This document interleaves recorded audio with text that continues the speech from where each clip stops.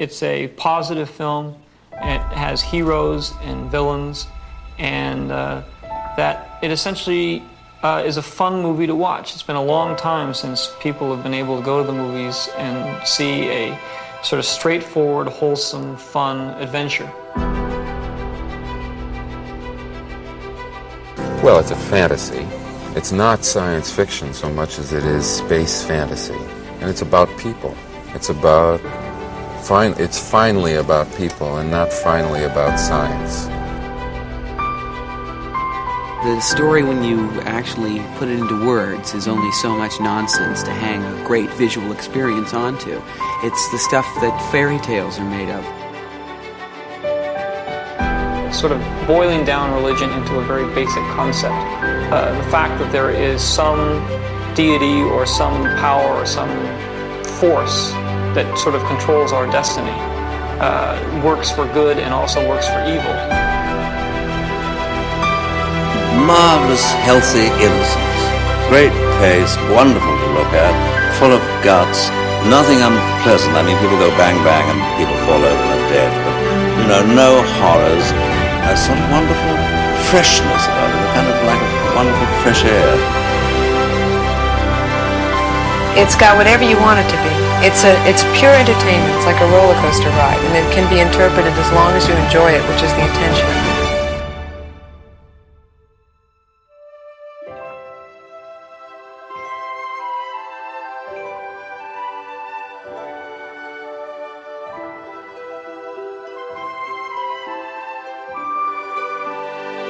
Hello and welcome back to Generation Skywalker for another instalment of Vintage Star Wars toy dissection with those old fossils. Following on from last month's look at Bib Fortuna and Jabba the Hutt, we're sticking around at Jabba's Palace for one more episode as we climb down into the Rancor pit to take a look at the Rancor and the Rancor Keeper. I'm Dan, and joining me this episode I've got Martin. How you doing? I'm good, mate. I'm good. You're taking time out of your family holiday to be with us tonight, aren't you? Yeah, the guys have actually just taken the dog down the beach, so I got an hour of peace and quiet, hopefully. Oh, that's commitment, mate. That is commitment.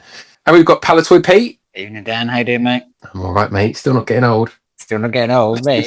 Feel it in this weather. And he's not in a galaxy far, far away, but he is far, far away. It's Jez. Good evening, fellas. How's it going? All good, mate. All good. Good to hear your voice again. And back with us, live and in person once again, it's Mark Andrews from Variant Villains. Why does it have to be the Rancor Keeper?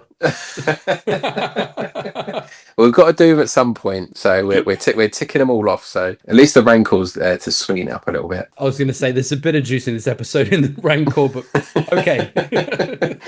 And we've also got this month a double helping of Ron Salvatore from the SWCA back to talk all things Rancor and Rancor Keeper, but that's coming up later in the show. But for now, I wanted to take a bit of time, guys, just to talk about we're halfway through the year, and take a bit of time to talk about our own collecting journey so far in 2026 and what we've been up to. What have we been buying? What have we been doing with our collections?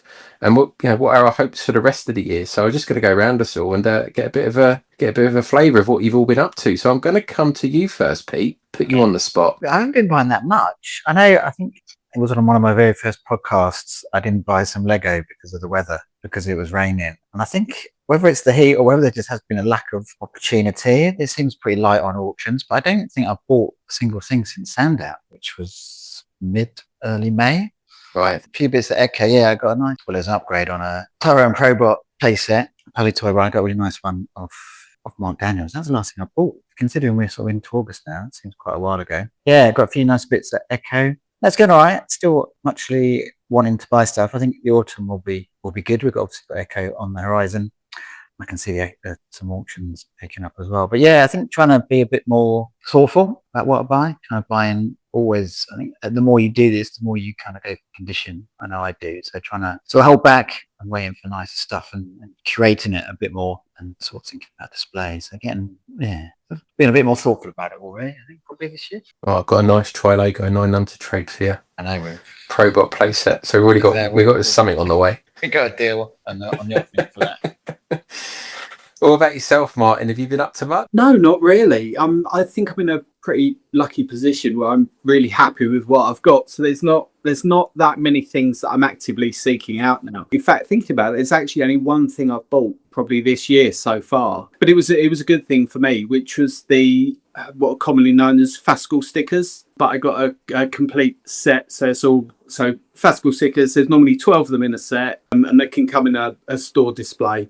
Each of those 12, there are 12 of them, so it's a full complete store display of 144 stickers. Wow. Which I was really, really pleased to pick up. I already had a store display just with one of each of them in, so to get one that was complete and untouched was brilliant. So I was really, really happy with that. Was that one of the items on your Christmas list when we did our? No, it wasn't.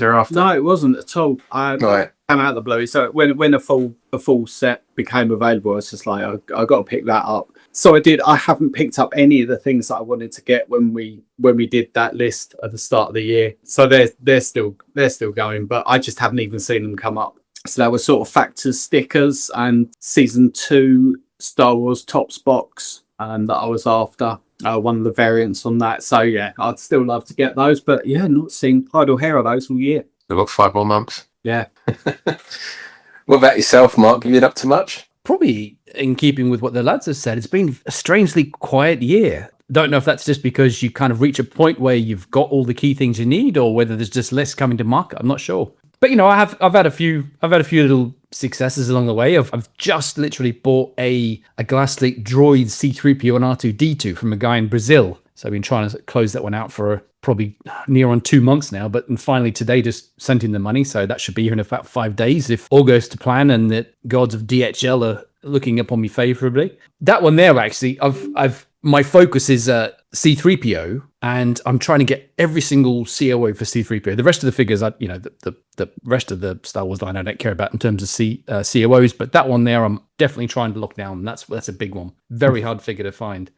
How many you got to go? Well, if I'm right and I'm thinking, it should just be another Takara C-3PO. Okay. And that would do it. I mean, obviously, that's a major figure to get, but they're not impossibly hard to find. They do turn up. It's just a case of spending a lot of money. That's all. Which who wants to be doing that really if you don't need to? But yes, that'd be. I don't know. That's multi-year run trying to get that together. Now I probably want to say about 7 or 8 years working on that run. So that would be nice to put a bow on that. But apart from that, the other big one I've got this year, and that was an Echo from Mark Baker, was Top Toys Yoda, and crucially, this one has a belt. Now, I don't know if you know much about Top Toys Yoda, but it's a hard figure to find. This is the one that is Argentinian, but the belt, the plastic they use to produce the belt, it just degrades, it just crumbles. There's just no, it's so rigid, it dries, becomes brittle. They all fall apart. And Mark had one. It was in 2 pieces, but it had been reinforced by somebody with a tiny bit of wire and glue behind it, just keeping it all in place.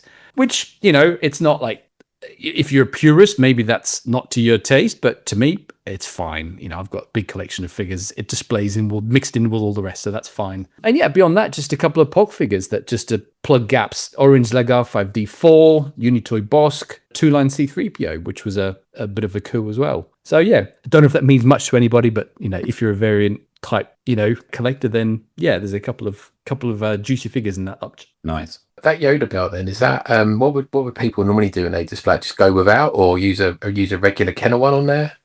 I've got mates that have these, and they just literally sprinkle the belt, the bits of the belt around the foot of the figure. If you've got a belt that's in 4 or 5 pieces, you can't do anything with it, and it's on a mock. That's how they are. The plastic was just so poor they used. It just wasn't designed to last. And, if you can get one intact, I mean, you're paying probably 3 or 4 times what I've paid just for the belt. Yeah. Oh, well, I paid a fair whack of cash for it. So, yeah. You'll have to remember this when we get onto Yoda. The Argentinians just crumbled then, did they? So, let's do one. It wasn't a case of belt and braces. What about variant villains? What you got going on there at the minute in terms of what you've been up to this year? Obviously, we've got the baggy guide. We talked about that last month. And we've got the TIE Fighter pilot guide. Is there anything else you want to call out, or anything else coming up for the rest of the year? Well, there's always something on the go. I'm working on C-3PO at the minute, but that could be a while off. Now, at the moment, we're back on the baggy guide, improving that. Frank wants to improve the figure the character section. So at the moment, I've got it broken down so that you're looking at all the different baggy types. He wants another section which then goes through all the figures. So, for example, you go to Darth Vader and you can see all the Darth Vader baggies all together. So it's the same information, but it's just rearranging it so that it's all based around specific characters. I mean, it sounds simple, but it's an absolute shed load of work. So that's going to be keeping us busy for quite a while yet. Well, once I got my head around the layout, it flows quite nicely, but it is superb. Yeah. It's really, really great piece of work. For me as a non-baggy guy, I want to see all the different baggy types, which is how I worked it, arranged it. And then Frank, as a dedicated baggy collector, he's like, no, the first thing you're looking at is the characters and the figures. So it's not a revision at all. It's just adding in another section to it to just flesh it out and make it work better for a section of the hobby that just wants to look at the figures in that way, have them presented in that order. Very good. Very good. Well, I look forward to seeing what comes next there. It's a fantastic site. What about yourself, Jez? What have you been up to? I know you've been out of the picture for the last couple of months, but all around that, have you been buying much? I've not bought much. As you see, I've been away for a few months. I've got a few months left to go, but I've got a couple of things waiting for me at Echo Live. So does that work? I mean, if I bought Palitoy 21B mint on card from yourself, which I hope you haven't forgotten about. I'll be collecting. No, it is safely stashed away. Nice. And I think this might have been on my Christmas or my sort of New Year's list. I'm not sure. I've spoken to you guys for ages about how I wanted a Palitoy Forlom, and I was even looking at them at previous Echo Lives and stuff. And just from a nostalgic point of view, because I remember the specific date and day that I got a Forlom when I was a kiddie. And so, yeah, I've got one of those. I'm going to be collecting that at Echo Live as well. So, yeah, two, I think, really good additions to my mint on card collection. So, yeah, pretty chuffed with that. Very good. Very good. Well, I'm going to see what the rest of the year's got lined up for everyone. Sounds like it's been a busy year. But, mate, save the best till last, because it seems that you constantly shoot your score at the moment. You seem to be doing very well. I think you've had a few purchases recently which people have been really patting you on the back. So we haven't got all day. What would you say? I mean, we could almost do a committee on Dan's top purchases of the year so far, probably. But what are your standout parts? It's one of the most recent ones I've got. So I think when you was at my house a couple of months ago, Jez, we were talking about X-Wings and Empire Strikes Back Palitoy X-Wings and the different boxes they came in. There's a first edition box of that that's just got Luke in his X-Wing. It's not the battle damage version, so it's unbattle damage version, and he's got R2 on the Yoda on a swamp setting. And that box I really like. Obviously, it's Empire Strikes Back, so it was really tatty. So I've been on the lookout for a nice one for a while. And I don't know if you guys remember, I think it was back in April time, one sold at C&T for £2,500. And everyone's falling out. They said, well, why is that £2,500? The box was beautiful on it, and it is really hard to find that box in nice condition. Had the instruction sheet, which I didn't know too much about at the time, which is super rare. It's got the inserts, it had unapplied deck holes on that, it went for £2,500. So you're like, wow, with fees, probably, well over £3,000 for that. But yeah, I just found this auction on eBay. It's a nice box. There was some edgeware in the corners, but other than that, it's really nice. Didn't have the inserts, but it did have the instruction sheet, but it didn't have it listed that had the instruction sheet. In comes, open it up, a bit of paper floats to the floor, and I pick it up. Oh, wow, the instructions are in there. So I took a snap of it, sent it to Mr. Aves, because he's the expert on these, that goes, is this the right one? And he was like, do you know what you've got there? I'm like, well, yeah, it's the instruction sheets for this. He goes, no. That's the early, I don't know if you called it a prototype, but an early mock-up version of the instruction sheet, and there's only ever been one other found before. So I'm like, woo!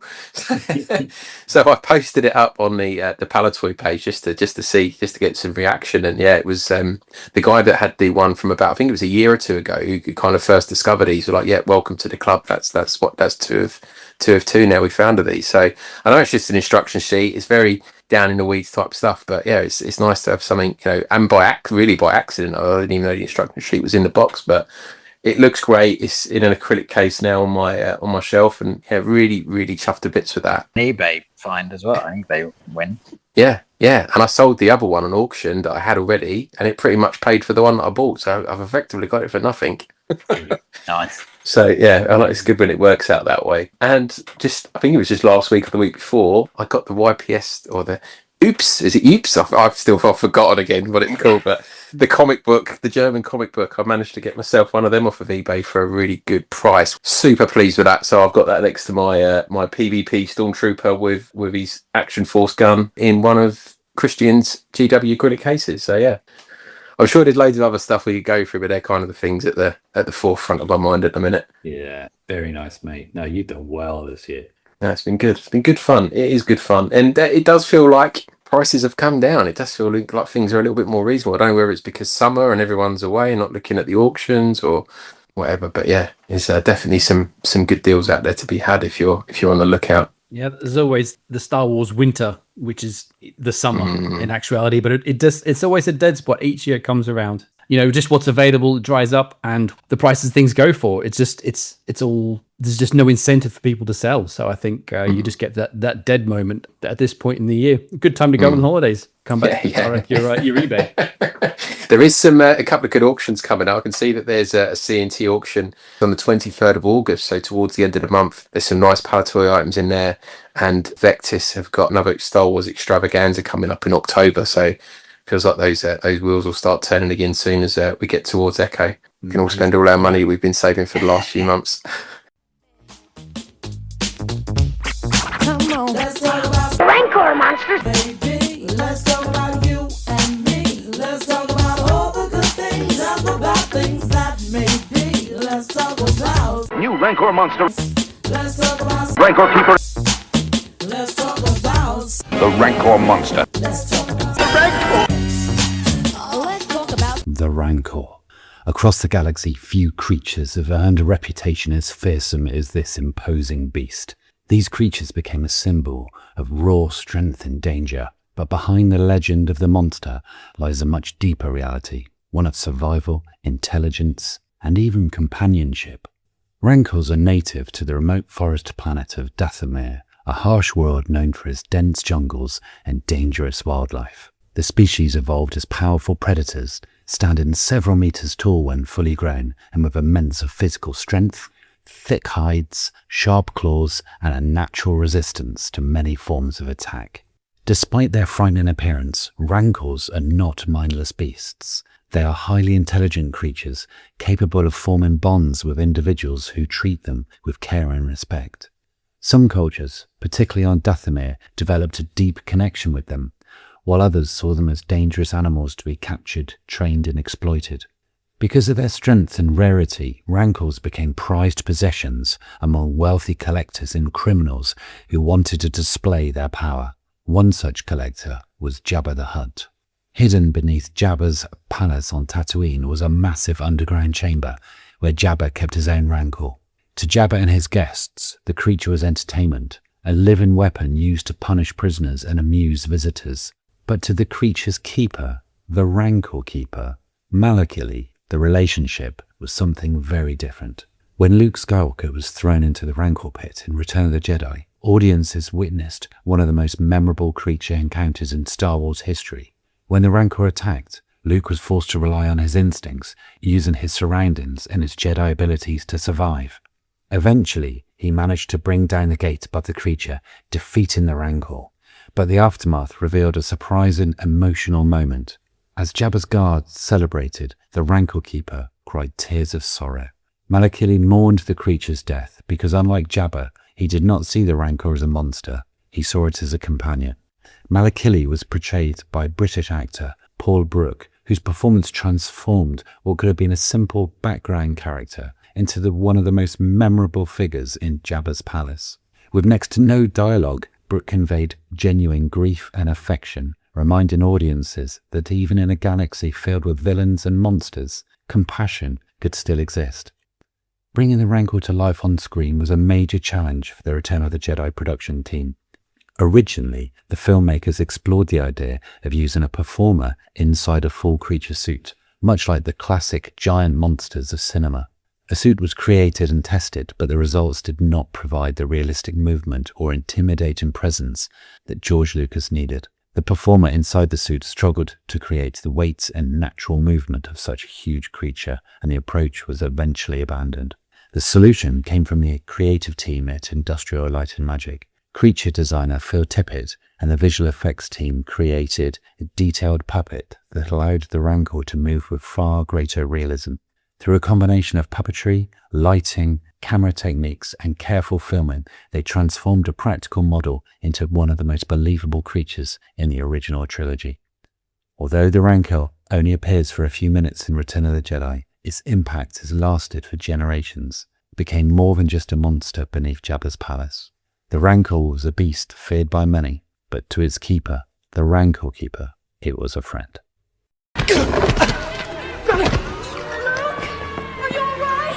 Yeah, but the grating's blocking the chute. I can't get back up that way. Where is your blaster, Master Luke? Lost it on the way down. I don't see it anywhere. Go, sir. You must get out of the pit before the Rancor's cage door is open. Too late for that. You, guard! Stand over here with me. Our only chance is to take the Rancor on together. Hit and run. Get back down here! The chute's blocked! You'll be cornered up there! Hurry! It's seen you!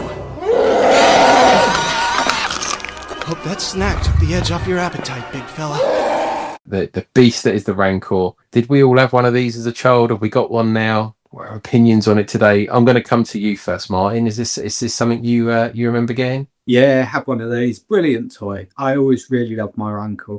I mean, I still think it holds up well. You know, if you were going to create a Rancor today, I don't think you'd do it any different. I think it's brilliant. Yeah, definitely. I'd agree with that. If you're thinking about the kind of creatures that you find in Jabba's palace, like the Rancor just seems like such a good fit. Like you think about if you've got like a blank slate and you can create any kind of creature you want to, that's what you come up with. I just think they nailed the brief on that. Totally. Absolutely. Is this one you had, Mark, growing up? I didn't know. I didn't have many figures as a kid. Not for lack of wanting them, just, pocket money and only gets you so far. And it definitely didn't get me as far as a Rancor. So it's only in later years that I actually managed to pick one up. Even then, I've got one, and we'll get into it in the variant section, but I really should have two. Space does not permit, alas. Yeah, they're pretty big when they're out of the box.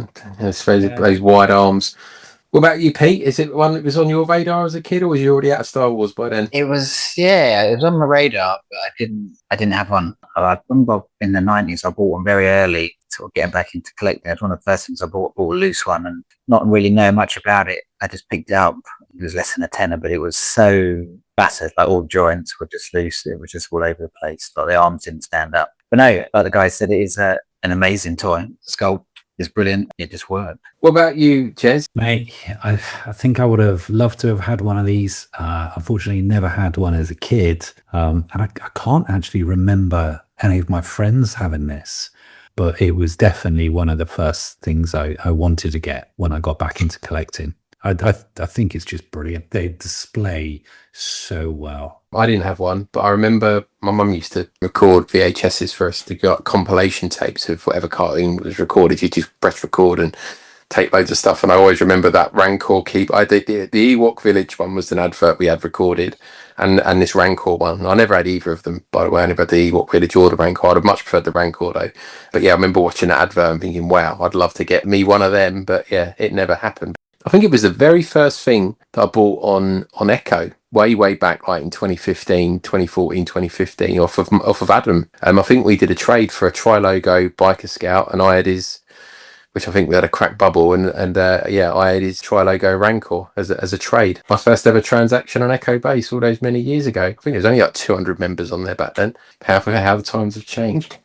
Yeah, no, it is a great toy. Now, once again, we've got the privilege of going over to Ron Salvatore, representing the Star Wars Collectors Archive, for his opinion, thoughts on the Rancor.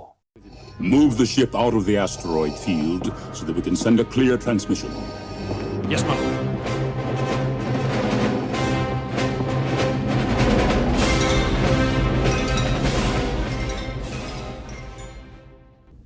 Hi, this is Ron Salvatore of the Star Wars Collectors Archive.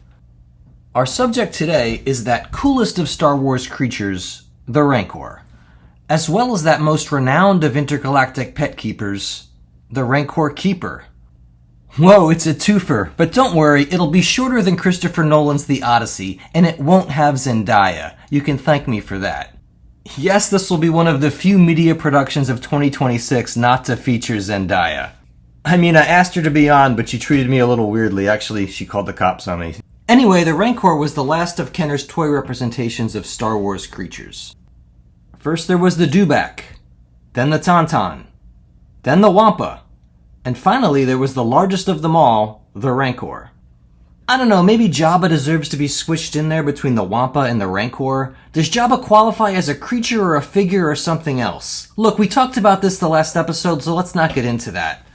Let's just leave it at the idea that the Rancor was the last creature released in the vintage Star Wars line. By the way, I always found the Rancor as he's represented in Return of the Jedi to be a little disappointing. Am I alone in this? I don't mean the design. The design of the Rancor is hecka cool. The creature is like a kaiju snapping turtle who's lost his shell. Either he's gonna bite your finger off or stomp on Tokyo. Possibly both. No, when I say I find the Rancor disappointing, I'm talking about the way it was realized as a special effect. Let me explain. Where creatures are concerned, I've always considered ILM to be the successor of Ray Harryhausen. That is, as the inheritor of the techniques that Harryhausen developed, namely stop-motion animation. This is true even though ILM utilized plenty of other techniques in bringing their creatures to life. For instance, the Space Slug in The Empire Strikes Back? I'm pretty sure that's just a hand puppet. But the Tauntaun, the AT-ATs, the chest creatures from the original film, those were all affected with stop-motion animation, and to my mind they were the better for it. The Rancor, though, wasn't. Actually, the original idea, George Lucas's mind you, was to film the creature by having a man wear a rubber suit. I mentioned kaiju about a minute ago and you thought I was kidding, right? But there was some truth in that quip. Conceptually, at least, the Rancor has more in common with Godzilla than you'd expect at first blush. Fortunately, the man in suit idea was abandoned, because it looked dumb. Unfortunately, it was replaced not with a stop-motion effect, but with a puppet controlled by rods. And I don't know, man, it just doesn't have that sense of magic, of matter mysteriously given agency as though by sorcery that comes with stop-motion animation. Okay, I just watched the Rancor scene on YouTube, and perhaps I'm being a spoilsport. It does look pretty good. Or the creature does, at any rate. It's the weird compositing that makes the scene disappointing. It sometimes makes Luke look like he's fighting an image on a giant TV screen. Still, I think the scene would have more impact if the Rancor had been animated with stop motion. What do you think? You can't answer, see how I did that? This is why I love arguing with you. You can't talk back. So I don't know, leave your opinion in a comment on the Generation Skywalker Facebook page. I'll probably see it. Anyway, Kenner released a toy version of the Rancor, because of course they did. It hit store shelves in 1984, and it was all most kids could ask for. It had two action features, a jaw that clamped down when you pressed a button on its back, and spring-loaded arms. All the better to wallop you with, my pretty. As you might expect, the description from Kenner's wholesale catalog focused pretty heavily on these features. Here, I'll read it. He's the meanest, hungriest, most horrifying monster in the whole Star Wars saga. One wrong move could spell disaster for any rebel who lands in the pit with the Rancor monster. Standing 9 inches tall, he towers over every action figure in the collection. With his movable legs, you can make him chase Gamorrean guards. And when you activate one of the scales on his back, the Rancor monster opens his terrifying mouth. His spring-loaded arms can hold an action figure or viciously knock them down. Action figures sold separately, ages 4 and up. One feature the catalog doesn't mention, and which I neglected to mention earlier, concerns the figure's hands. They swiveled. So if you put an action figure in one of them, you could angle it towards the beastie's mouth. All the better to eat you with, my pretty. The spring-loaded arms used on the figure are similar to those featured on the Wampa, released a few years earlier. Sadly, they weren't as appropriate to the Rancor as to the Wampa. After all, in the Wampa's one big scene, he smacks Luke with his catcher's mitt claw, thereby knocking him off the Tauntaun. The Rancor, by contrast, doesn't smack anything in Return of the Jedi. He just stomps around and bites things. But whatever, dude. Play value is play value, I guess. Hey, do you know where Kenner first used this type of arm mechanism in a Star Wars product? That's right, on the Chewbacca and Darth Vader large-size action figures, both released in 1978. These two had arms whose ball joints fit into the sockets on the figure's torsos, allowing them a full range of motion. And yes, a degree of spring-loadedness. But the feature didn't have its genesis in Star Wars. Actually, it was first incorporated into the Bionic Bigfoot figure, released as part of the $6 Million Man line of products. Somewhat weirdly, Bionic Bigfoot was released in the same year as Chewie and Vader, 1978. That's kind of odd. In my mind, the Bionic Bigfoot predates the large-size Star Wars line, but it doesn't really. They were contemporaneous. Regardless, we know Bionic Bigfoot was developed a bit earlier, because the figure was used to stand in for the large-sized Chewbacca in early Kenner promotional documents. At that point in time, Chewbacca hadn't been sculpted, and so the Bionic Bigfoot just had to do. After all, he looks quite a bit like a Wookiee. Yes sir, all in all, the Rancor was a very cool toy. As I said, it was released in 1984, so it didn't last long on toy store shelves. Though Kenner had plans to release it as part of their Power of the Force line of product, that never happened. The only evidence we have of the POTF Rancor is a small image in Kenner's 1985 wholesale catalog. As you might imagine, the toy was released outside of the United States. Probably the most notable such release was the Trilogo one issued in Europe.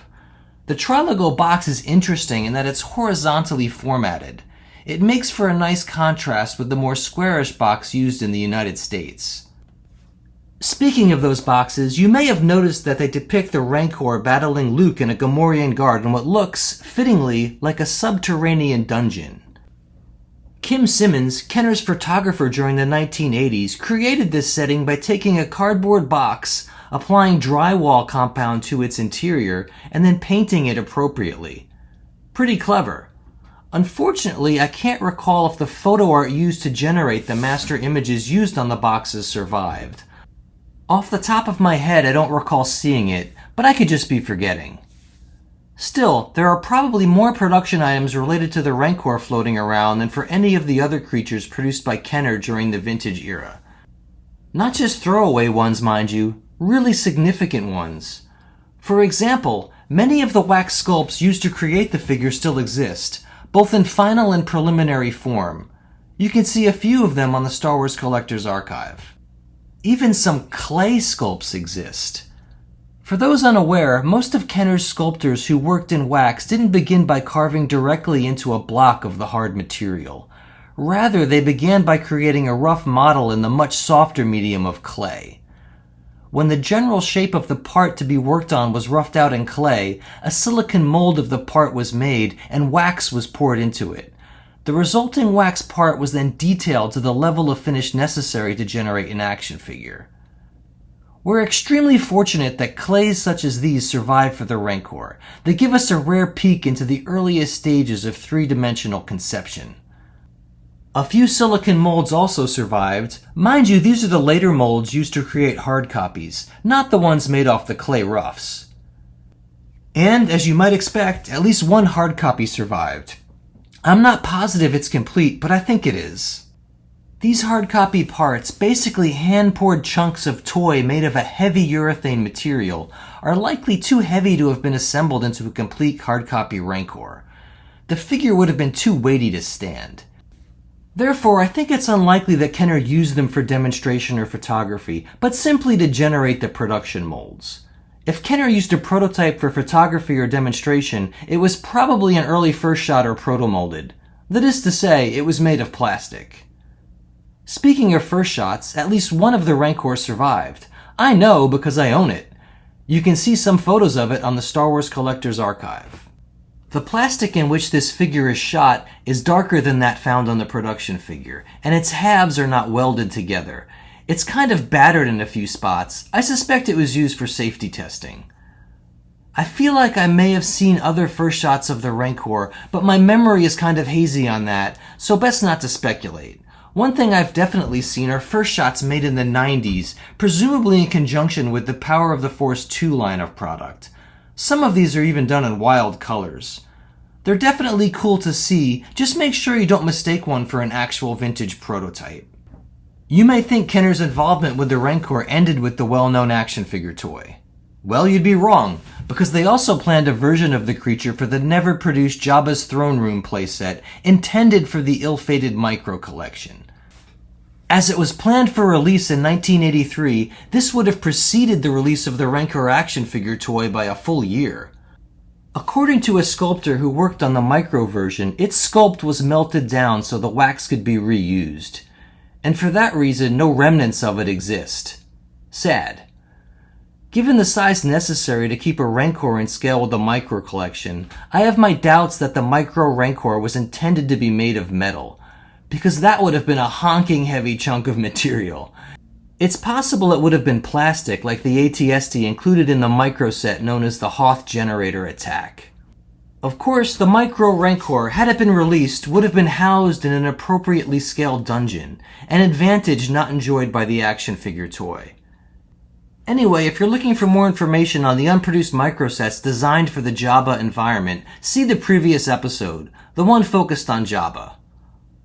Of course, the Micro collection was founded on the idea of integrated worlds. Each part worked with its counterparts. It all fit together. Not so much in the case of the action figure version of the Rancor. When you think about it, there wasn't a ton you could do with the large figure. Which is to say it didn't have a lot of cross-sale potential. Most Kenner toys were designed to be interoperable. That is, you were encouraged to buy them because they all worked together. You bought a Cantina, and so you wanted the Cantina creatures. The Death Star playset makes little sense without a host of figures, and not just the Death Star droid. But the Rancor, he was kind of isolated, even lonely. Of course, he didn't fit in the shallow void built into the throne of the Jabba the Hutt playset, and the only characters he really interacts with in the film are the Gamorrean Guard and Luke. Which is probably why Kenner created a Rancor Keeper figure.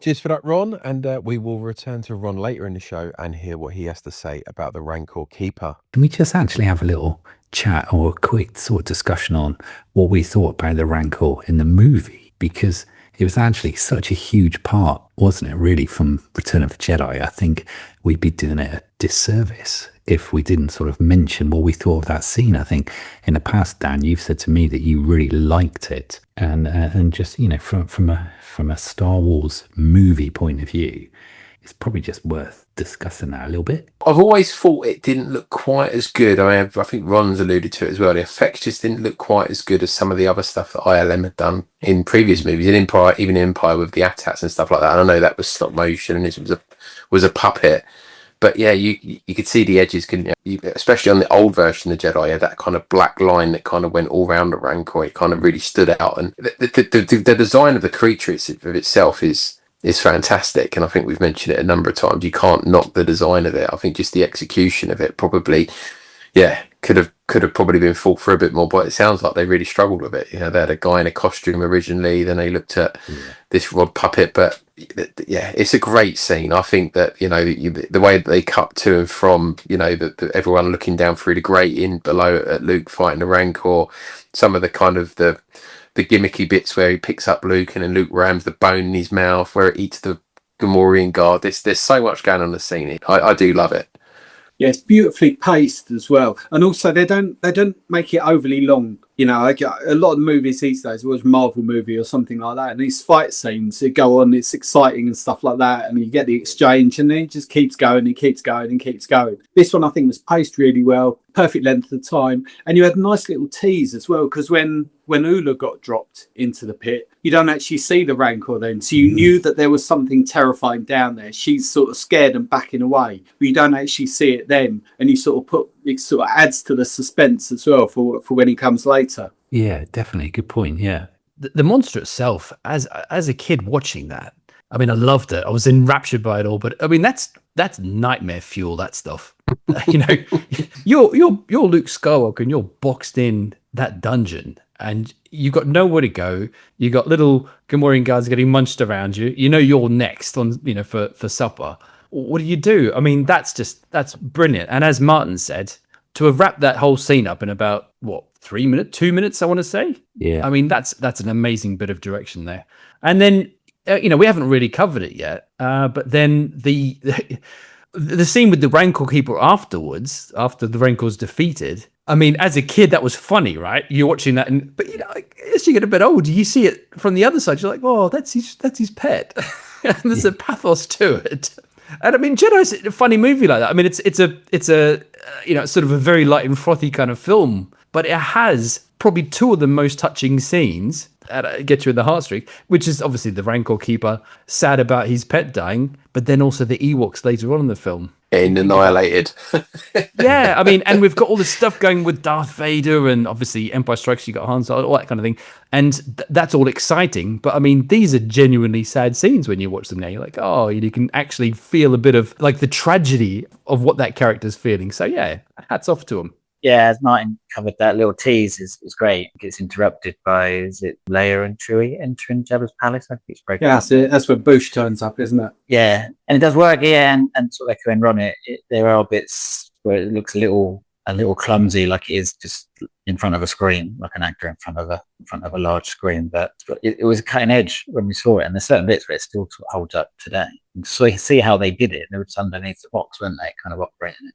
Do you think there's going to be some sort of AI remake of, maybe not even AI, maybe they'll just remake the films, like what you can do at home these days? I think it's just a matter of time until we'll be watching Star Wars, created, looking with the same characters as we've seen it, but then it'll be all done with AI. So you'll have, sort of modern editing and effects.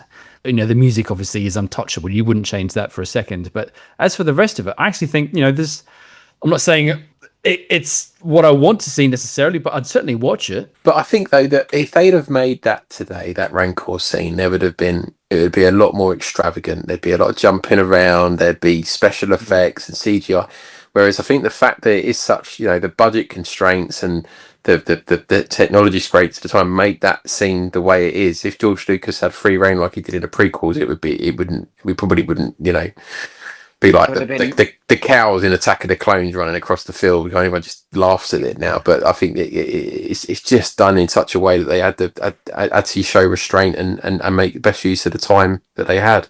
Yeah, it's man versus beast. If they'd done it in the prequel era, there would have been about 17 other things running around it there. It would have been over it. That scene is the worst in Attack of the Clones. I think it's one of the worst Star Wars scenes ever. I mean, this is where I've got faith in the fans. I think there would be people that have got the requisite skills to be able to put that kind of thing together, and they would do it in a way which was sympathetic with the original movie, like in the way that the pacing and the spirit of it, I guess is what I'm trying to say. It would feel like a Star Wars film, but it would be done by not like a maniac who's trying to fit in as much as possible into every single scene. Just recreate what's already there, but just make it look a bit more modern. And maybe that could be actually quite good. Maybe it's sacrilege. Yeah, I'm sure. Well, George Lucas is endorsed AI. You can't. I don't know if you've seen that. He's come out recently and said we can't. It's not going away, so we might as well embrace it. So I don't know what that means for the future, but he's quite good at fortune telling this stuff. Who was it as well? Someone, it was several years ago now, but they created what they called the despecialized editions. Yes. I think they were using sort of the 4K technology, weren't they? Just over the original film with none of the updated 1990, late 90s sort of stuff. Might be worth looking at the Rancor scene again in that.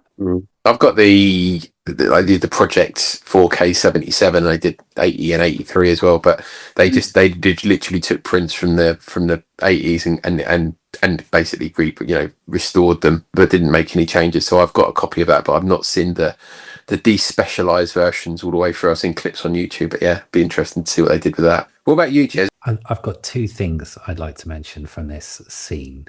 And I think the first one is friendship. I think friendship is a real huge theme, particularly throughout Return of the Jedi. And it just shows the difference here, because when it all kicks off and you see, you know, Luke go down, you see like Leia respond, and, you know, she's really, really upset. And then at the end of it, you see Leia like really relieved, quite clearly relieved that Luke's going to be okay.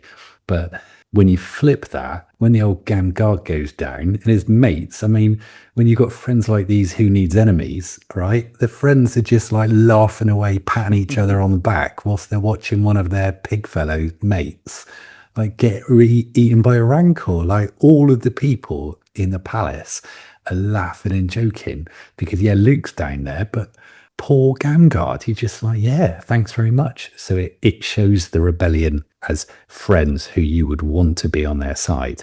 And again, shows the sort of goons as baddies who aren't even nice to each other. So it kind of, I think it really cements that and paints the picture as a kid. But the most important thing, I think, in this is the music, right? I watched this scene again earlier on, and the music, John Williams absolutely nails it with the trumpets, with everything else. It's a little bit Indiana Jones in some elements, a little bit Temple of Doom. Some of the bits of the tension and the sort of panic, the musical score for this, you could just hear this musical score and it'll just take you immediately to that scene. It's just so well done, and the scene without it wouldn't be anywhere near as good. So yeah, I think it's an iconic scene. So I completely understand why they did the toy. Yeah, I think it's a great toy for a really, really great scene. You just sold it to me. I'm going to go and buy a Tri-Logo Rancor Keeper now, Jez.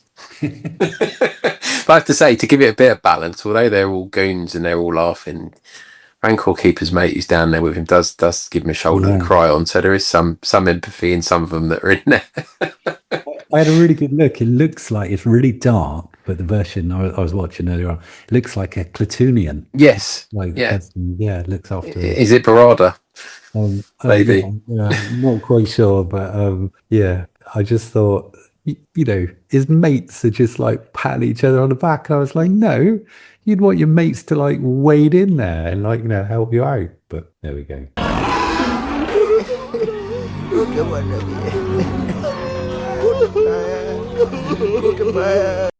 Little Rancor fact for you. Did you know that the Return of the Jedi Rancor was given the name Petisa? Petisa.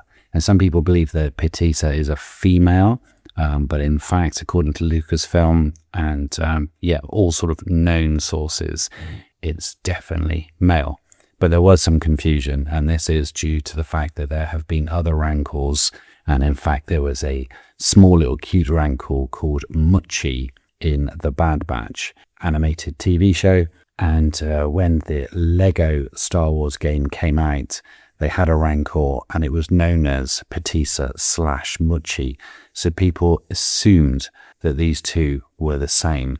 Knowing that Muchi was a female in the Bad Batch, the assumption was that Petisa was also female. However, Lucasfilm have come out and said, no, they're two absolutely different creatures. Muchi and Petisa are not the same. Petisa is a male. And in fact, that goes back to the very beginning, because George Lucas was even referring to him as a he during the behind-the-scenes footage of Return of the Jedi. So yeah, there you go. We've got Petisa in Return of the Jedi. You've got Muchi in the Bad Batch. And yes, there was also that extra one in the Book of Boba Fett, which Boba wrote, which there is no sort of canonic name for that particular Rancor. Oh, and one other point as well. So Petisa is Huttese for friend. So I was doing some little research and said, oh, right, okay, is Muchi Huttese for anything? And the answer was no, Jez, don't be so silly. Muchi is just a random name. So yeah, quite nice that I think Petisa,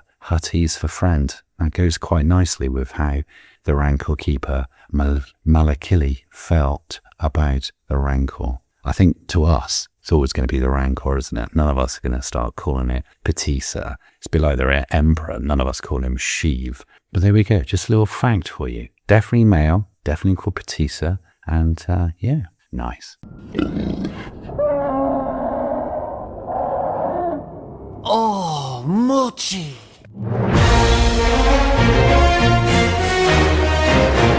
So then, Pete, do you want to give us a bit of an overview of the Rancor? Came out in 1984, which surprised me a bit, considering I was well aware of it coming back into collecting. So it would have been muchly out there as people were drifting away from the line. And I think these were plentiful because they turn up. It's obviously quite a sturdy item. It doesn't fall apart, and a lot of them turn up in loose collections, and they've made it through. And I think you see a lot of toy shop photos when you've got the sort of Vader visits and various signings and that from back in the day. There all seems to be quite a big pile of Tri-Logo. Rancor's in the background, so it's obviously massively out there. So they come in 2 boxes. You've got the Kenner US square box with a different image to what we had on the Tri-Logo for Palitoy. It's also more of a rectangular box, so we had a completely different shape box. I don't know what you guys think, but I think the Tri-Logo is by far the superior version of the packaging. I think the picture photograph is way better. It just pops far more than the US version. And I think the way it's laid out, you've got the Tri-Logos obviously up in the top left corner, but just the display and the image just works better. Let's test the market on that then. What do you reckon, Martin? Tri-Logo or Kenner? I prefer the Kenner one, to be honest. Oh. Tri-Logo one's a little bit busy. What about you, Jez? What are you going for? I am totally aligned with Martin on this. I think the orientation of the Kenner one, usually I think we're all, as Brits, we're generally quite pro the Palitoy stuff, and even will forgive it when sometimes the Palitoy is given us less, like Land Speeder, etc. But for this, no, 100%, I agree. I think there's too many, the Tri-Logos, too many logos, too much information, whereas the orientation of the Kenner art gives them sort of menacing size, the height and the girth. I just, I think it's a miss, the Tri-Logo one. I really do. A miss? Oh, wow. Bob, you got any opinion on this? I know you're not a big packaging man, but do you know?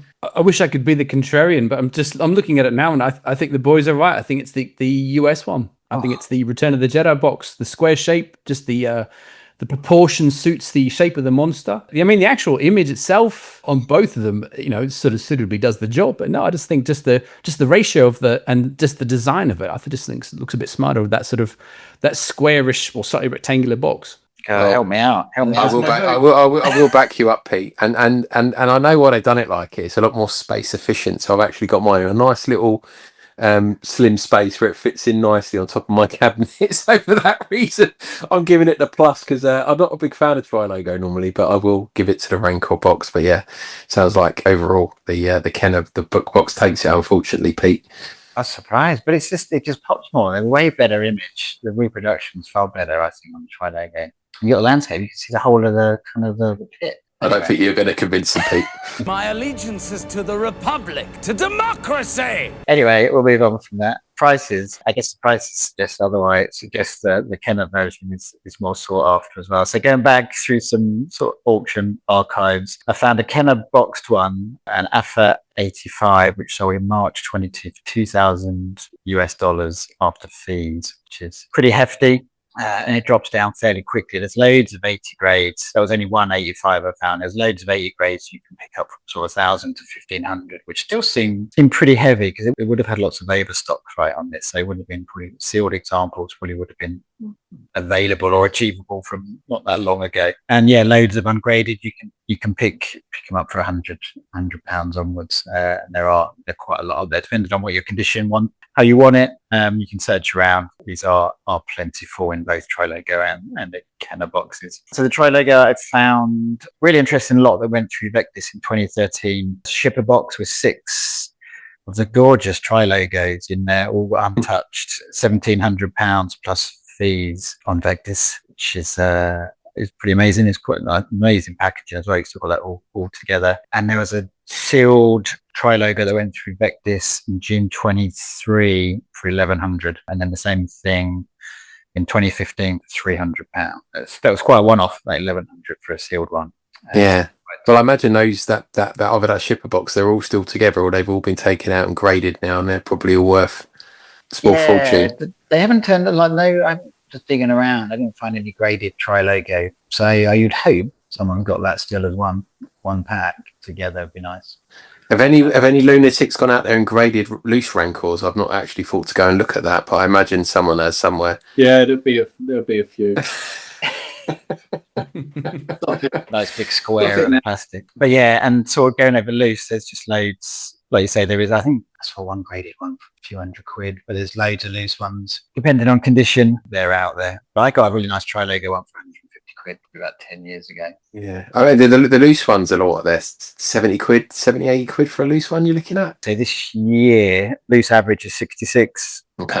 I think the highest was 114. Maybe that was a sort of a graded one. You just want to get that in a nice plastic box. But as I said earlier, the condition is pretty key on these. Those limbs and the hand joints, they become pretty loose as well. So especially for a Gamma Marine Guard in there, it's going to be a struggle to keep hold of it. It is a class item now. I've seen people display all their loose collection of the Rancor in there. It's such an imposing piece. I mean, the other, Tauntauns and Wampas are great, but it's such a big, imposing creature. It's just been done so well. Yeah, absolutely. I love the fact that you can put Gamguard in his hand and you can just hold the pose brilliantly. There's so much you can do with it. It's really great. I love it. The Rancor monster's hungry again. Let's feed him. Don't do it. Luke Skywalker, Gamorrean Guard, new Rancor Monster and Rancor Keeper action figures, each sold separately. You'll regret this. Wait till he gets his claws into a Jedi Knight. Whoa, son Jaws, this is my only chance.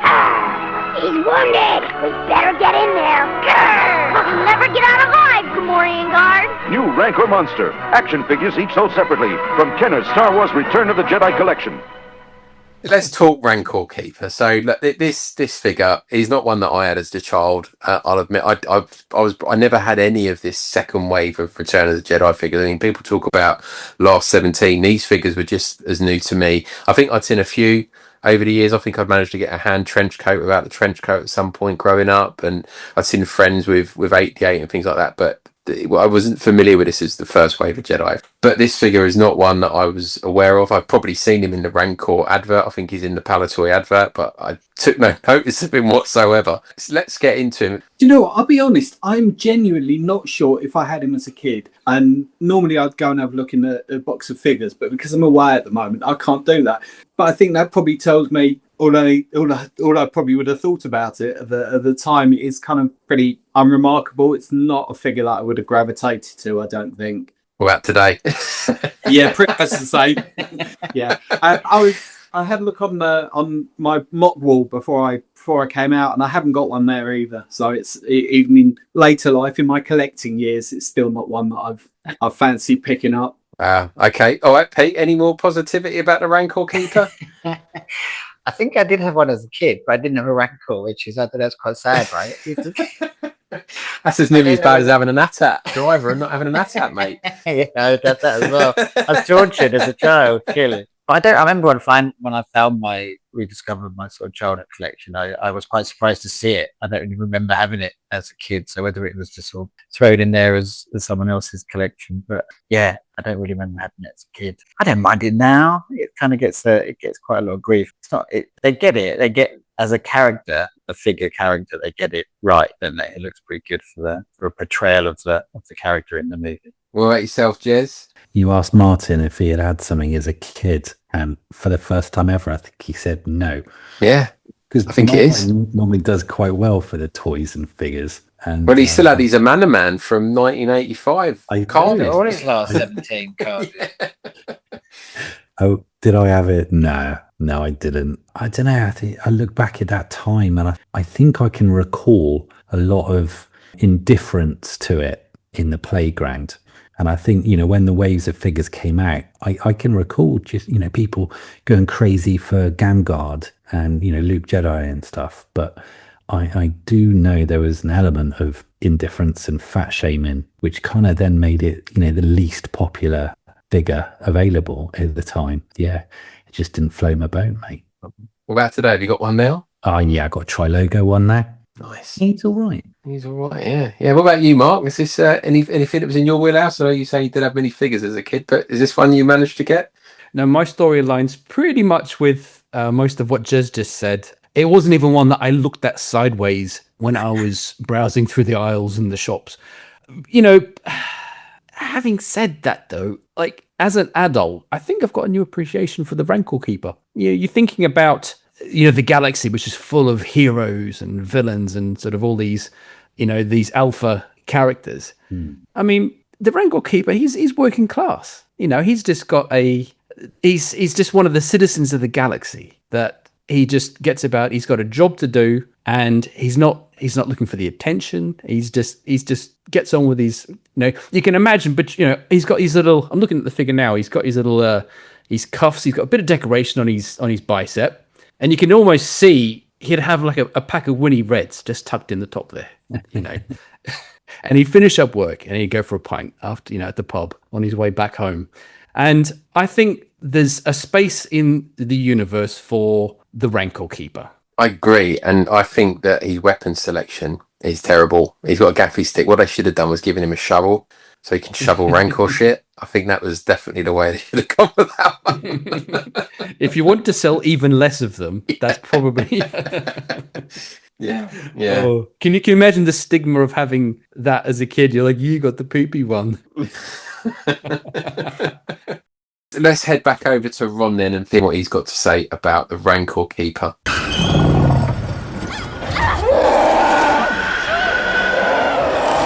Part of the 77 back wave of figures, the Rancor Keeper was fat. Really, aside from the Gamorrean Guard, he was surely the fattest figure in the line. Actually, what was it about Jabba's palace that lent itself to obesity? Gamorrean Guard, Rancor Keeper, Gargan, Jabba himself, all pretty hefty. Come to think of it, it's too bad Porkins was killed back in 1977 because, yeah. No use wasting your time on the rebellion, Porkins, my man. Jabba's got a home for you. Come home to your people. You get paid in food. Of course, the Rancor Keeper was seen for only a few seconds in the movie, crying over his dead pet. But it was that sliver of connection that encouraged Kenner to create the figure. I mean, everyone remembers that scene, right? You bought the Rancor? Well, of course you gotta have the fat guy who cries over him. It was a natural. The Rancor Keeper, like the Rancor itself released late in the line, wasn't around for very long.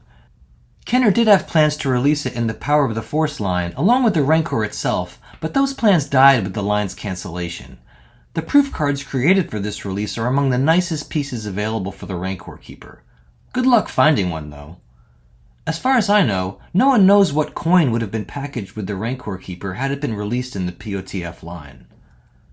Collectors interested in the Rancor Keeper might look at pursuing the 2 multi-packs sold through American catalog retailers. A 7-pack was issued by JCPenney and a 3-pack by Sears. Both of these date to 1984. The Rancor Keeper was released outside of the US as well. For example, there's a tri-logo version. The UK even had a mail-away promotion through which kids could acquire the Rancor Keeper. But since the guys told me they were going to discuss that on the regular show, I'll leave that to them. What about prototypes? Well, I've already mentioned the Power of the Force proof card. There are also various Jedi proof cards available. Where prototypes related to the figure are concerned, well, we're fortunate to have quite a few of them. First off, the original wax sculpt survived. It was created by a sculptor named Bob Kling. Bob later went on to head Kenner's sculpting department, though by that point the company was owned by Hasbro. The sculpt is fashioned in 7 parts. Why 7? Well, there's the head, torso, the 2 arms, and the legs. That's 6. The 7th part is, you guessed it, the cowl. To sculpt this, Mr. Kling took a hard copy casting of the torso and head and applied sculpting wax over the top of it. That way, he was sure to get an exact fit. Removable rubber accessories were an innovation of the Return of the Jedi action figure line. The first 2 being those included with Chief Chirpa and Logray. And that's how Kenner created them, by sculpting over hard copies in wax. I say that all 7 parts of the Rancor Keeper sculpt survived, but it didn't always seem that way. When the sculpt surfaced, it was missing the torso. It had a hard copy torso in place of the original wax one. The wax torso was presumed lost. I know all this because I once owned the piece. Then, nearly 20 years later, a friend excitedly sent me photos of the sculpt from Max Rebo, which had only been recently discovered. I immediately realized it looked a little weird. The limbs weren't exactly flush with the torso. It just didn't look right. Suddenly I recognized the problem. Max had the Rancor Keeper's torso. At some point in time, when assembling stray parts in Kenner's sculpting shop, someone had misidentified the Rancor Keeper torso as belonging to Max Rebo, and erroneously paired it with the Rebo parts. Fortunately, I was able to make a trade, and at long last the Rancor sculpt was complete. All 7 parts of the sculpt, together at last. Oh, if you're wondering, the sculpt for the actual Max Rebo torso was sitting in a private collection, and so those parts also got remarried. Very satisfying. I love it when a plan comes together. By the way, Max Rebo? That's another fat guy that lives with Jabba. Like, I don't know what was going on in that place. What were they feeding those guys? Jabba, my man, you might want to consider replacing Bib Fortuna with Jenny Craig. Maybe put a treadmill in EV-99's torture closet. One of the nice things about the sculpts related to the Rancor Keeper is that they include an extremely rare clay ruff corresponding to one of the legs. Recall that, when discussing the Rancor, I mentioned clay sculpts. They were starting points for final wax pieces. At the time this clay leg surfaced, it was the only known clay ruff corresponding to a vintage action figure. Maybe more have turned up since then, I can't recall, but if so, there can't be too many out there. It offers a revealing glimpse into the earliest stages of the sculpting of this terrifically tubby action figure. If you're curious, a lot of this stuff can be seen on, as always, the Star Wars Collector's Archive. Well, I think that's about all I have on the Rancor and his Keeper. I hope you found it worth your while. Until next time, guys.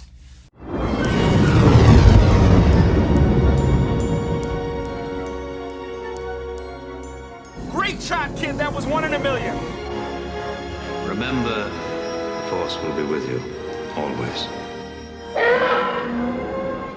Ron has mentioned the work on the Palitoy mailers, so why don't you play that bit now?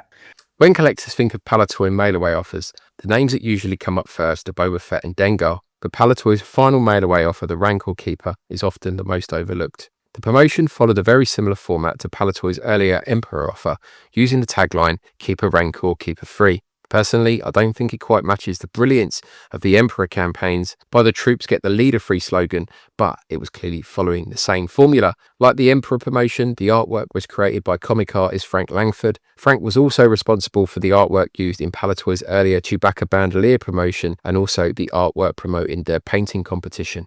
The artwork has the Rancor Keeper in side profile, marching across the page while looking back over his shoulder. Behind him, a recreation of the Rancor pit scene, with the Rancor holding the terrified Gamorrean guard in one hand and the other arm raised, ready to strike at Luke Skywalker standing below. The advert itself read, "Even a ferocious Rancor monster needs someone to watch over him and be his friend, so here's your chance to get a Rancor Keeper free."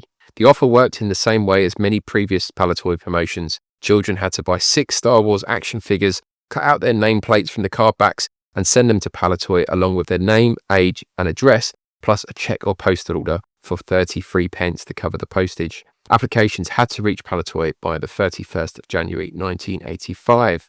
The advert first appeared as a full-page colour promotion in Star Wars Weekly issue 63 in September of 1984, appearing in other UK comics around the same time. The same artwork was also used on point-of-sale flyers in toy shops. These were printed on much cheaper paper stock than the Emperor flyers and without that flyer's glossy finish.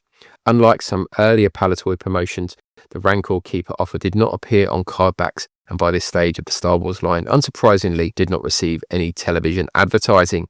The timing of this promotion is quite interesting though. The Emperor offer had only finished a mere 2 months earlier, closing on the 26th of June 1984. Rather than reducing their promotional activity though, Palitoy actually appeared to be doing the opposite. At the same time the Rancor Keeper offer launched, Palitoy's painting competition had just closed, with £6,000 worth of toys available as prizes across various age groups. They were also running 2 direct-to-consumer promotions. The first was the Unbeatable Offers for You promotion, where collectors could exchange nameplates and a small payment for a range of Star Wars items, including action figures, an Imperial troop transport, a Wampa, plush Ewoks, a PDA and the Chewbacca bandolier.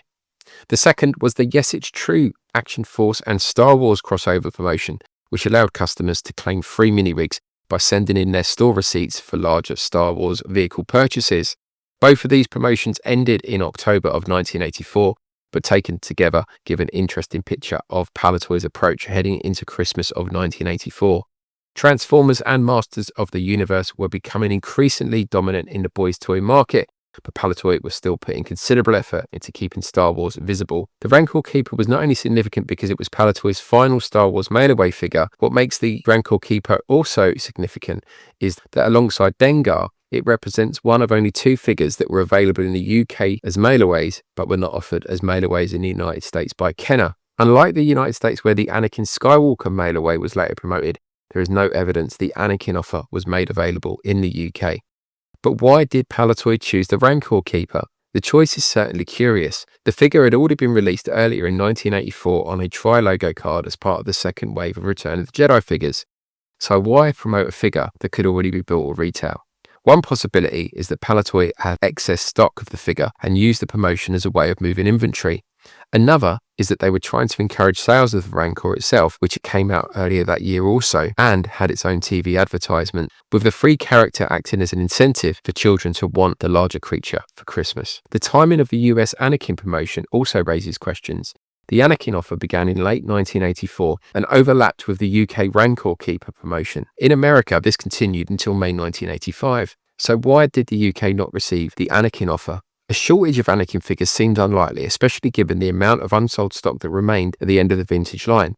Perhaps this was simply another example of Palitoy going its own way. Rather than adopting the US Anakin promotion, they chose their own mail-away campaign with a different figure that suited the UK market at that point.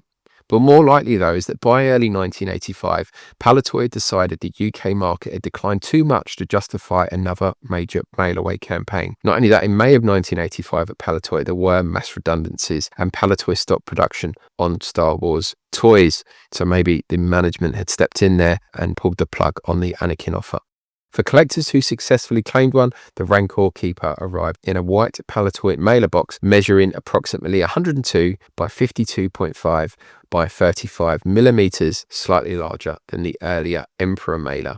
Inside was simply the figure in a Palitoy A-type tape-sealed baggie with Made in Hong Kong printed in blue text. As was typical for Palitoy mailaways, no catalogue or additional paperwork was included. The story of the Rancor Keeper mailaway does not end there. Surplus Palitoy Rancor Keeper A-baggies without their original mailer boxes later appeared on UK shopping channel QVC in the 1990s. These were dispatched to customers in padded envelopes. There are also long-standing collector stories that some mailers were given away as fairground booby prizes. These would have been sourced from the Palitoy factory following its closure, although these stories are more difficult to verify. More recently, a large find of Rancor Keeper mailers surfaced in the basement of a closed toy shop. It was a fantastic discovery, although unfortunately many of these examples had suffered from damp and mould. And if you want to read more about that find, you should head over to Variant Villains Baggy Guide and take a look at the mailaways there, where this story is featured. Today, the Palitoy Rancor Keeper mailaway remains one of the tougher Jedi-era Palitoy mailers to find. It may not have the same popularity as Boba Fett or Dengar, but examples are noticeably scarcer than figures such as Nine Num or the Emperor. Recent examples are generally sold in the region of £100 to £150, depending on condition. It may not be the most glamorous Palitoy mailaway, but it is an interesting piece of Palitoy history. A snapshot of the company's final attempts to keep Star Wars going during the closing months of the vintage Star Wars era. Return of the Jedi. The Rancor monster has trapped Luke Skywalker. Can he escape the Rancor's claws as the Rancor Keeper and Gamorrean Guard look on? Luke's only chance is a stake in the monster's jaw. Will he succeed or fall victim? Only you can decide with Star Wars toys. I've spoken there about this mailer and it being Palitoy's mailaway swan song and kind of how it ties into the end of the line.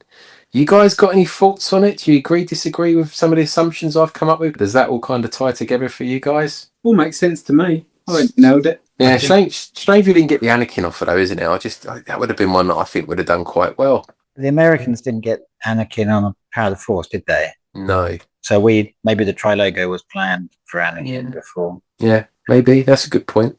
And the tri-logo Rancor Keeper came out before the baggie? It would have come out as part of that wave. It wasn't held back. I think it's the only mail-away where the figure was available carded before it was available as a mail-away, if I'm not mistaken. Yeah, that's quite bonkers, isn't it? Yeah, but like I said, I could only assume it was because the Rancor, they were trying to sell more Rancors at Christmas and sort as a way to promote it, Yeah, definitely. It's interesting what you said about the sort of cardstock or the paper used for it. It wasn't as good as previous. It does seem like it was towards the end of a line when they sort of started caring less, and it was like, all right, which one should we use?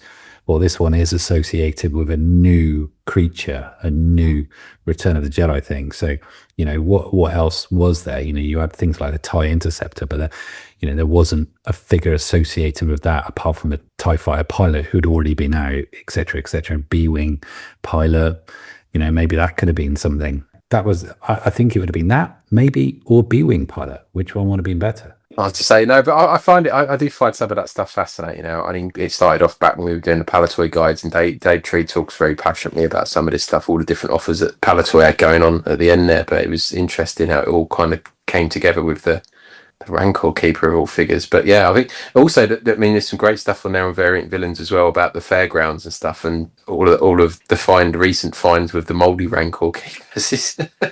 It's definitely worth heading over there and having a read of the detail Frank's got on there. It's pretty interesting stuff if you're into that sort of thing. No, it's a bit of work though, Dan. It's a bit of work. So, Mark, I'm going to come to you now. You normally do a lot on variants on each episode, but as there's not a huge amount, I understand, for Rancor Keeper, you're going to do the figure overview for us as well. Should I do a twofer?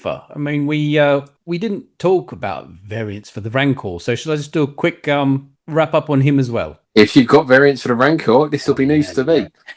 Okay, all right. Well, we've got the Kenner version, which was actually made in Mexico by Lily Ledy. Okay. So it's a as we've covered, it's a late, sort of mid to late Jedi release. So it aligns with that point in time when Kenner were starting to look at other suppliers beyond just their Hong Kong production. So instead of just that, you got China, and then obviously Lily Ledy in Mexico, and then they were even looking at some production in Spain as well at PBP.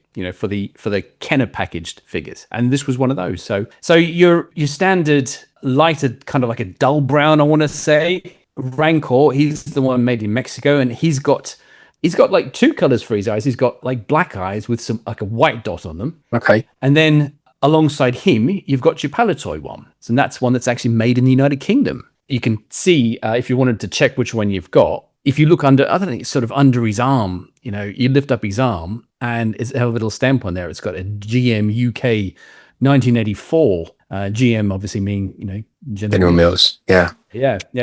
And that one's more of a chocolate brown color. And they again, in keeping with Palitoy's sort of MO, they only gave him a white dot for his eye. There's not really much else I can say. It's not a figure I'm super familiar with, and we haven't covered it on the site. But yeah, you've got two different Rancors. Skipping on to the Rancor Keeper, we've got a few different Asian factories here. So we've got Smile, which is a Hong Kong, started off in Hong Kong and moved to Macau around the same time as we're talking. And then you've also got the Taiwan version, which was the Universal Manufacturers Factory, which was set up in Taiwan, obviously. And there's not really much in it in terms of the actual form of the figure. These are all very, very similar. It's the sort of things you're looking for to be able to differentiate them is just like the cowl on his head is a bit darker on one than the other one. The color of his sort of the nappy that he wears, whatever you want to call it.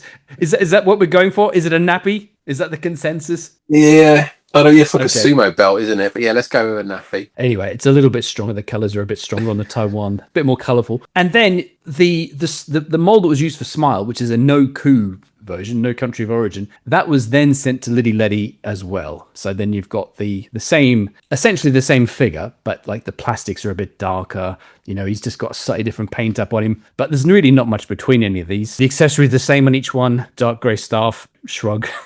You can be done pretty quickly with the Rancor Keeper in terms of a lineup. I didn't know that about the Rancor, and that it was made in the UK, and the kind of the Kenner version was made in Mexico. So you've taught me something tonight. What about the loose figure prices? What are we looking at for one of these nowadays? Mark, do you know? I think this is a weird one. Over in the UK, is. Yeah, like he doesn't cost that much. I mean, when I say that, I'm kind of thinking you're looking at about like kind of 15 quid, something like that for the Rancor Keeper. There's some figures in the US for some reason just go for a lot more, and he's one of them. But I haven't bought one for a long time. But yeah, he's one of the ones that just goes for a lot more over there. I've seen some pretty crazy numbers. It could just be an eBay thing. I would agree with you until a little while ago, but I know Stu he's putting together his loose run, and we were talking about I think he bought one at the last Echo, and we were talking about the prices, and I think they've crept up a bit now. I think you are looking the thick end of 30, 40 quid for one. That certainly seems, right? Yeah, I looked on Trapper as well a couple of weeks ago, just when we were going through it, and that seems to be one that's gone up in price. I don't know whether it's because of the fact you've got 2 accessories with it or what, but it definitely feels like it's a bit more now. I'm going to double check.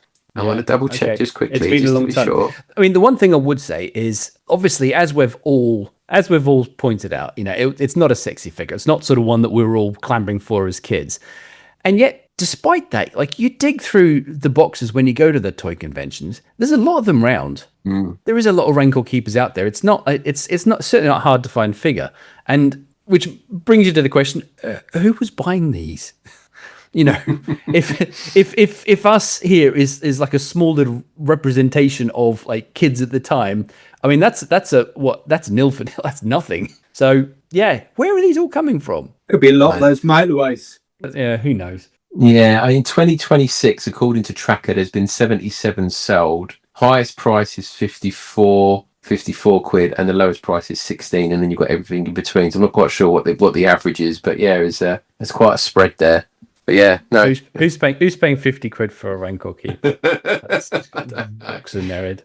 I mean, that might date really badly in 10 years' time. They're like, can you believe they only paid £50 for a Rancor Keeper back then? But as we sit here now in 2026, that's mental. Martin, do you want to give us a bit of a summary of the card backs this figure came on? So he's available on Kenner cards, 77 and 79 backs. There was no Power of the Force for this figure.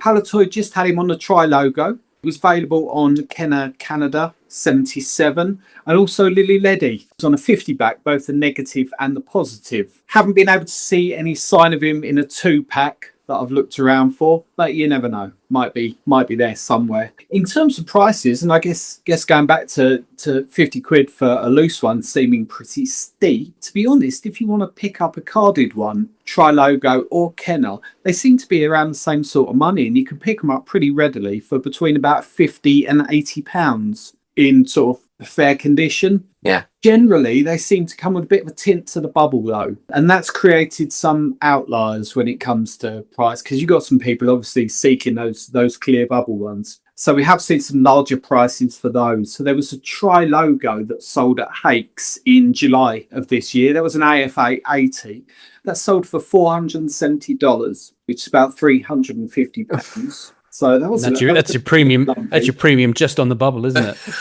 Pretty much. That's literally that's what you're paying for. And that continues. There was a Kenner 77 back, which was AFA 80 in May, sold at Hakes for just over $1,000. Wow.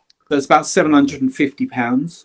There was a clear bubble, weren't 75. Yeah, that was clear bubble. There was an AFA 75 in March of this year, also at Hakes. Nice clear bubble on that. $425, so about £315. So there is a real premium on that clear bubble. Yeah. So Kenner Canada sell just £100 at Vectis in June of this year. Nice enough condition. Again, tinted bubble. There was a clipper as well. So it was a Kenner 77 with a little clipper starburst on the front and part of the catalogue still attached to the rear. And in May of 25, that sold at Vectis for £100. That was yellow bubble. Condition was average.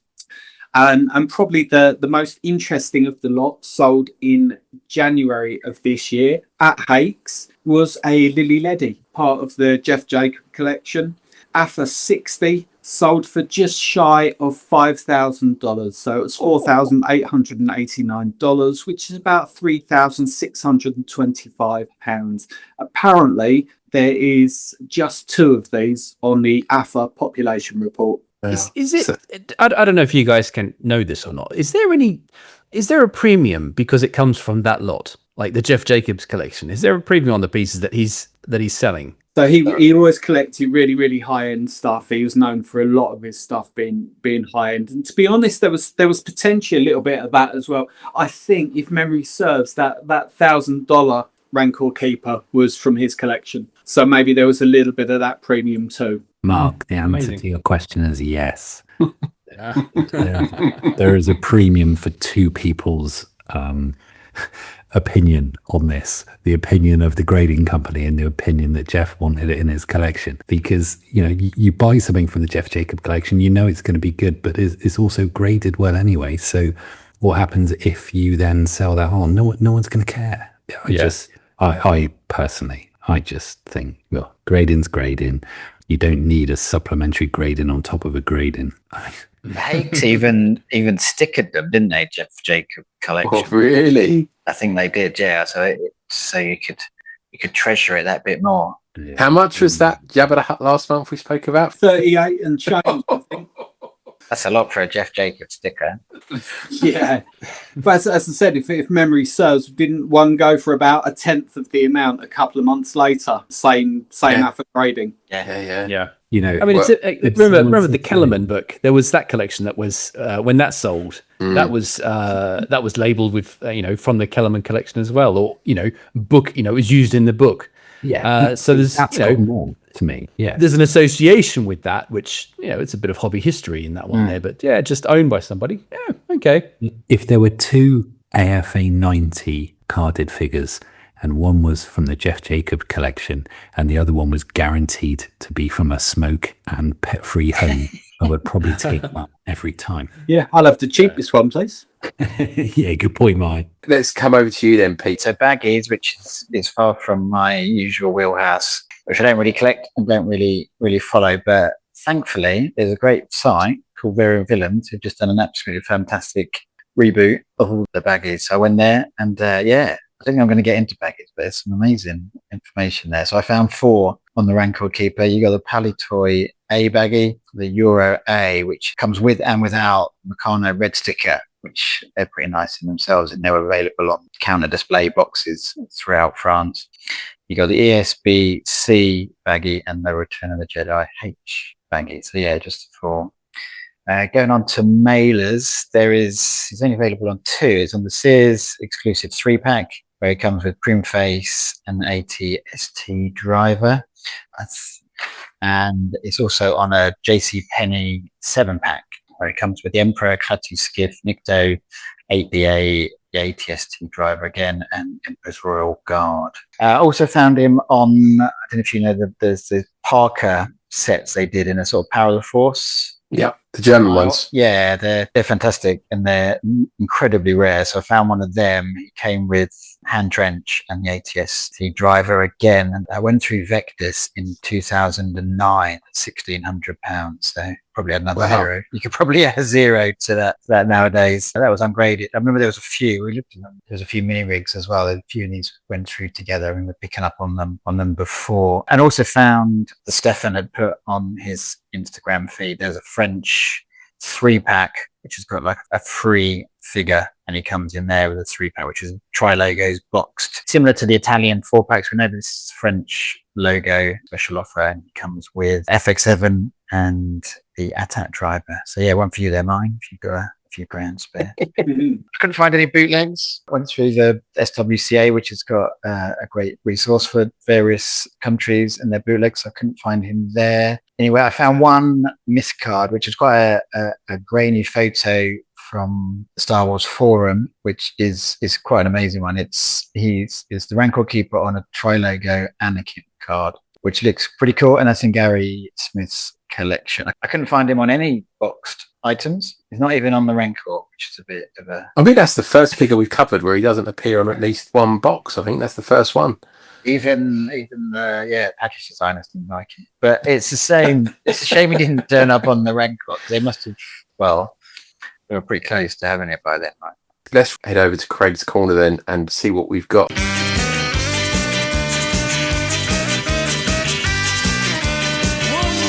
Beyond the toys. Well, lads, it's from a Rancor and a Rancor Keeper point of view, it's a little bit slim pickings, but I'm going to go straight to, let's do Rancor first of all. There's a really cool, I've seen it online, there's even one for sale at the moment on Etsy, a Turkish one-sheet poster. And I think this is purely for Turkey, and it's an Uzunflint, I think, is the licensee behind it. But it looks very similar to, I don't know, it's kind of like an Empire one and a Jedi put together. So you've got the classic sort of Luke and Leia in the sort of slave outfit and Han in his sort of blasting pose. You've got several characters, but you've got a very imposing Vader behind.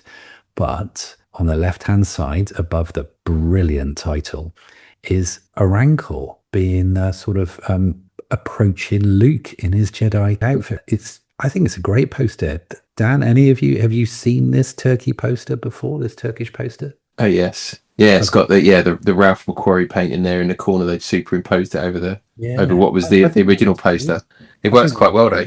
Yeah, yeah. So I like that. I think that would be good. And so, that's kind of readily available-ish. I mean, I've seen them for sale. You can see them on eBay. These are original ones for 92 quid. Can you pronounce the spelling of Return of the Jedi in Turkish? That's the real question. Yeah, we'll give it a go. Jedi Nin Dunusu. Okay, we'll have to find someone Turkish to find out how accurate that is. Sounds good to me, though. Yeah. But I love the fact that when you look at this poster, what does it have to the right of Star Wars? Oh, 3. Star Wars 3. Never seen that before. No, you're right. Not Roman numerals, just Star Wars 3. I think it's brilliant. And then randomly, they've got Return of the Jedi logo in the middle on the right-hand side. Yeah, the square logo, in English, yeah. So it's a really strange one. I would have loved to have heard what Craig would have to say about this, but I just think it's brilliant poster. So George Lucas is entering the chat to tell us that it's not number 3, it's number 6. Indeed. It's strange as well that they've got Empire Strikes Back images either side as well of the title. You've got a picture of Chewbacca with a gas mask on inside the space slug, and on the other side there's kind of a promotional shot of Vader with 2 stormtroopers from back then as well. Got Slave Leia front and center as well. Yeah, that's the main selling point. Absolutely. So I like that. I think that's pretty cool. And then the standard sort of Dixie cups. So there was 2 Dixie cups. We've got one which has got Luke with the bone, and then the big old Rancor, which is brilliant. But another one which has got Han. I'm going to come back to the Han in a minute, because it's got Han in carbonite, but outside of the block with Nick 2 and Luke, and it's got Lando in skiff, but it's got your old Rancor Keeper there with his massive man boobs, looking really, really bad and saggy. But if you actually look at that cup, and this links to, I think, a recent episode of ours, the Han Solo in carbonite, he's got a massive neck. He's got a huge neck. Oh no, you're going to start Pete off now. He's going to get upset again. No, but maybe the Dixie Cup came out first, and that's what kind of took their reference on. What came? Yeah, well, yeah, Cup or the figure? Who knows? So yeah, you got some sort of standard trading cards. There's like a bootleg calendar. Now I've seen these before. So it's an unlicensed calendar on Star Wars Collectors Archive. It says not many items were licensed in Eastern Europe for the original trilogy, but that did not stop some budding capitalists from creating and selling their own unlicensed item. So it's just a basic calendar, but with a picture of the Rancor with the bone still in its mouth. In the maybe it's just the UK storybook, or the storybook it's the red cover. Maybe it's in the hardback as well. But isn't there a deleted scene photo in there with Luke? That's right. Yes. Sort of under Jabba, or he looks like he's bolted up somewhere. But that was a photo that was you're obviously very familiar with as a kid, because he had the storybook, but it was never in the movie. Yeah, and there was that whole Mandela effect of people going, "Oh no, that was definitely in the movie, no, it was in the book. It was a cut scene for sure." Pieces. Yeah, I've just looked up in my storybook. I wasn't quite sure what you guys were talking about. Yeah, but there's I don't know if it's just stills for it, or whether the actual deleted scene was ever released. But yeah, Luke tries to jump out, doesn't he? So he's holding on to the grate, and I think some of the other characters are poking him with sticks, trying to get him to drop back down. I think that might be out there. I might have to go and have a look and share a clip of it in our on our Instagram. It was interesting that there's quite a lot of stuff from, the 90s as well, from the dark times, where they were sort of showing the Rancor and the Rancor Keeper, but we are sticking more traditionally to stuff from the 80s. But what about you guys? You seen anything else? So UP released the Rancor Keeper. So UP were a Colombian-based snack company, and they used to just pop these little premiums into their snacks, and they were these figures, little plastic figures, unarticulated, come in a variety of colours. They're about 1.25 inches in height. So they used to just put these in their product. And yes, there's a Rancor Keeper that they did. And it comes in how many different colours? Is there 5 or 6 different? It's like all the colours of the rainbow. It's sort of it's sort of primary colours. Sort of you red, blue, white, black. I think it did yellow ones as well. That's that sort of stuff. And yeah, so they'd done them for a variety of different lines. But in the late 80s, they were including all these Star Wars figures. I think they probably did about 30 different figures, something like that. How crazy! They've gone to that trouble of copying the figures as well. Yeah, I mean they're fully licensed one as well. So okay. Like the copyright LFL is stamped on all of them as well. Brilliant. I like them. And then I saw something in the chat earlier, Pete. You had a model Rancor. Was that what I saw when I was? That was Martin found that. I think I was looking for bootlegs. Did you find that? What's all that about? So that one there, that was a sort of a soft vinyl figure. So it was a Rancor, comes as a kit, so it's kind of very flexible sort of plastic. That's a very cheap sort of thing.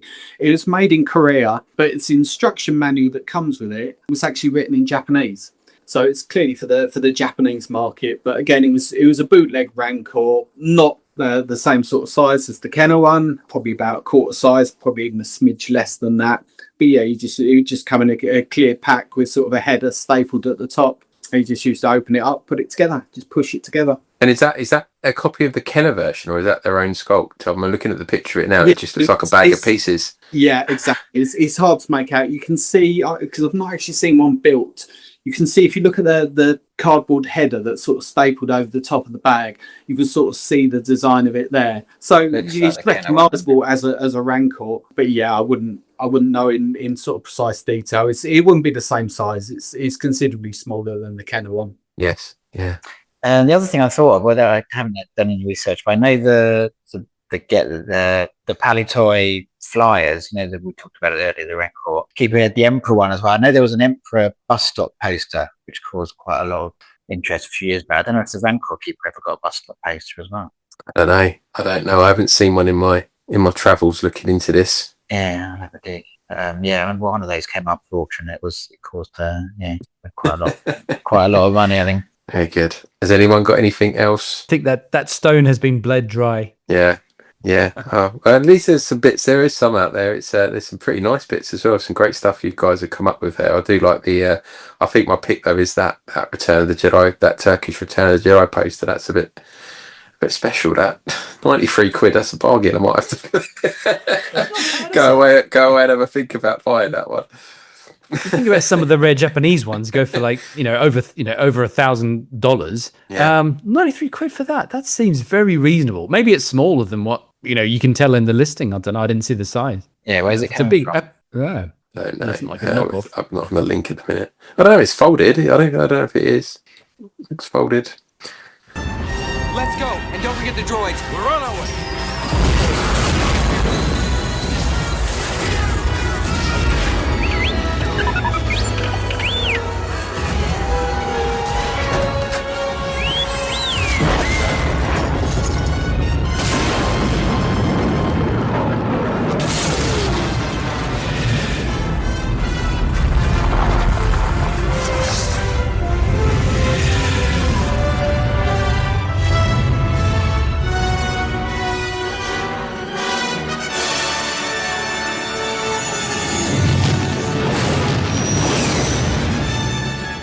Okay, so that's the end of this show and marks the end of our visit to Jabba's palace for now.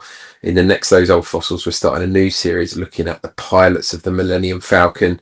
And to kick things off, we're having an episode dedicated to the Millennium Falcon itself. And thank you once again to Ron Salvatore from the SWCA. Remember to go and check out that site for some of the weird and wonderful prototype and production items that Ron mentioned for the Rancor and the Rancor Keeper. But if you're looking for more Generation Skywalker between shows, we have a catalogue now of over 175 episodes. We're approaching the big 200 fellas, including the first episode of Bound for Tracking, where we've been looking at the original 35 issues of the original Star Wars Fan Club newsletter, which as we need to find the time to get that second one recorded finally.